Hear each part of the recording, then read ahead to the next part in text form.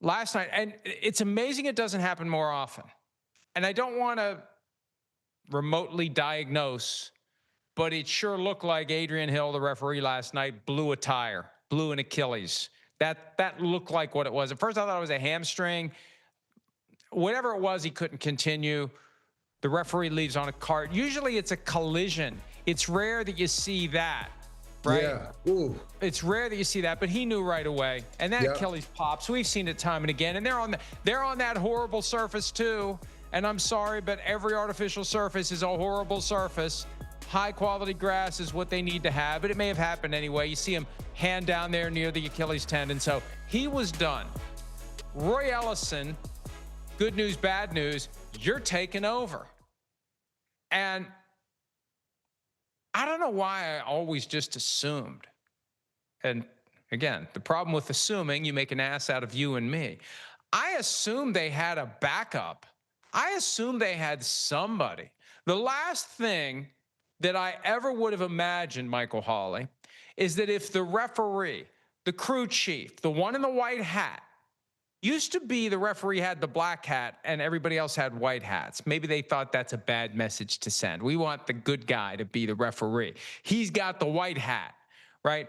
The white hat's in charge, and they refer to him as the white hat. That's the colloquial, hey, he's the white hat tonight. So Roy Ellison, who had been the umpire, now takes over as the referee and the umpire. And, you know, Kirk Herbstreit kind of told on himself a little bit about his knowledge of the NFL last night when he was like, oh, well, boy, what a difference it's going to be from Roy Ellison from going from, you know, near the linebackers to no, Kirk, the umpires, it's been years now in the NFL that the umpire is back by the referee. But now it's both jobs in one. And I felt bad for the poor guy. Like, you got to do both jobs in one. And all of a sudden, there is a verbal component to your performance. Once they realize we need to give this guy a microphone, like it took them a while to realize, oh, Roy's going to have to actually speak to the world at some point. The whole thing, even though it's unexpected, it's expected. It's something you planned for. Every team's got a backup player at every position. You got to have a backup official. You got to have somebody on the sideline that can throw off the cape and come in and take over. I was amazed that it oozed, I don't want to say incompetence, but lack of preparation when it pivoted from Adrian Hill to Roy Ellison. And it's not a criticism of Ellison, it's a criticism of the process.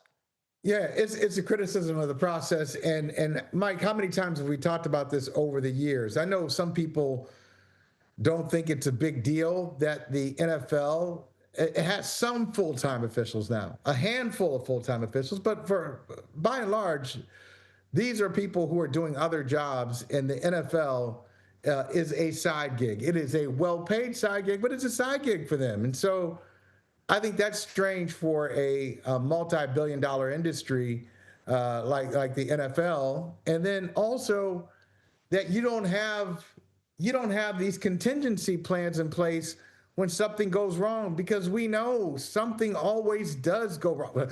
We know that today. Sometimes things go wrong, but you still have a job to do. So you must have some kind of backup to keep the train moving. And so, yeah, that is they're fortunate. This is a primetime game, Thursday Night Football primetime game, but they're fortunate that something like this didn't happen in a playoff game. Or it didn't happen in the Super Bowl. Do they have plans for that? They always show they've got this group of extra officials who are there for the postseason games. They've got the people working the games, and then there's like a cluster of 4 or 5 of them. They're like the low-rent lords of Flatbush on the sideline in their jackets, you know, and they're all matching, and they're ready to go. And I don't know what they're really doing until they're needed. You need that at every game. Every game, you need to have at least one who can fill in at any spot. At least one. For any reason. You could argue you need to go one deep. You need to have a backup for every position. You need to have a backup ref, a backup umpire, a backup side judge, a backup back judge, a backup. If we're going to take this seriously, all right, and if we are going to hitch our wagon to all the money that flows out of the gambling tree, you better make sure you're in position at all times to have the highest quality, most accurate, and most effective officiating possible. It's non-negotiable. You hear that cliche. What are the non-negotiables of this business? The non-negotiables of this business are we have a backup at every officiating position, because if something happens to the starter, we got to have another person. We can't have one guy doing two jobs. There was a play last night where, and this was not even discussed during the broadcast. I'm not being critical of Al Michaels and Kirk Herbstreit, right? But I'd say most people watching the game, there was a desperation throw by Josh Allen that, number one, looked like intentional grounding. It did. And actually it was illegal touching, because illegal touching, we learned this a few years ago. Once it hits the back of the lineman, that foul supersedes any possibility of intentional grounding. Well, Roy Ellison is working both jobs. He's looking for holding. He's looking for roughing. He may not have seen the ball hit the back of the offensive lineman. When you have two guys back there, one of them's probably looking for that while the other one's looking for this. And so it's unfair to Roy Ellison to be put in that position. And it's incompetent. Let's just say it.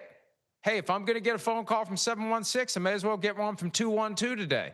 It's incompetent by the NFL to not be better prepared. The answer for losing your white hat during a game can't be, hey, Roy, you put on the white hat now. What?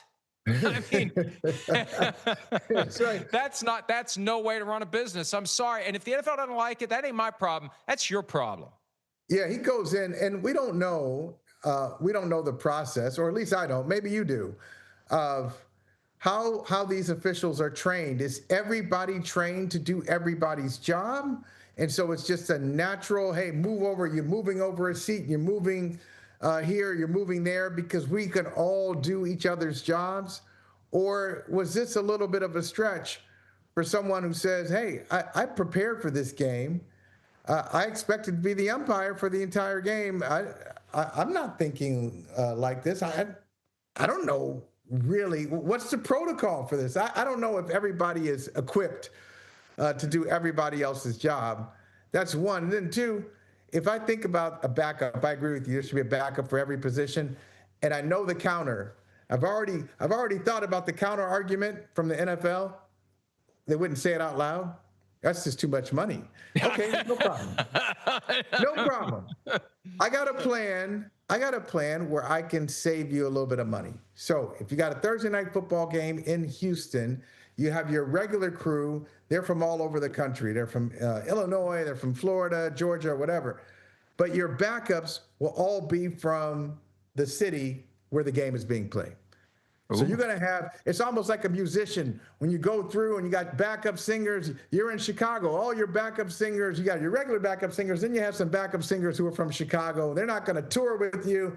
You go to the next city, Detroit, some of your backup singers are going to be from Detroit. So just have officials ready to go in every city. So you don't have to pay for travel. You don't have to pay for hotels. All you have to do is pay for their time at the game that they may or may not get into. See, now you have my fiction writing brain thinking of all the different opportunities and possibilities for, one of the local officials to be corrupted. And there could be a Jeff Gillooly type of an incident with the white hat, and then the local guy comes in and he has the predetermined outcome in mind. But I think that's a good idea to the extent that it would save them some money, because they're not going to go for it, because they won't pay for full-time starter officials. They ain't paying for part-time backups or full-time backups. They just aren't going to do it. Last night, and I think enough people need to react to last night's game, and if there had been some call that changed the outcome of the game, they got lucky. That when Adrian Hill goes out and Roy Ellison is doing both jobs, there had to be people at 345 Park Avenue who were like, please just get us through this game. Please just get us through this game. Don't let anyone notice. this flaw we have, and please don't let it blow up on us, because we can't, because the end result is going to be, this is going to chew into our bottom line. If a bad outcome happens, if it ends up being a call, a missed call, bad call, whatever, changing the outcome of the game. And to your point, my understanding is that each official knows what the jurisdiction of the officials are. This one handles this one handles that, right? But it's one thing to know what the other members of your team are doing. It's another thing to do it. Right. Like I know, like I know what everyone behind the scene, very generally behind the scenes is doing. I couldn't do it. I wouldn't know what the hell to do, but I'm generally aware of what they do. And I think that there's some of that panic. It has to. It's a primetime nationally televised game. And Ray Ellison is like, what? I'm in charge? I don't want to be in charge. That's no. Right. All right. And I have to talk too? What? But what really a thing to throw on the guy. I mean, really, yeah. Ray Ellison should get like a game ball for last night. He should get an extra check. He should get a fruit basket. He should get a game ball. I mean, he gets thrust into an assignment that he can't refuse, all because the NFL refuses to have backup referees. And it's something we never even knew was a thing, really, until last night. And now it's a thing that they should probably address. Hi, it's Mike Florio. Thanks for watching PFT on YouTube. Hit subscribe for the latest news and analysis from Pro Football Talk.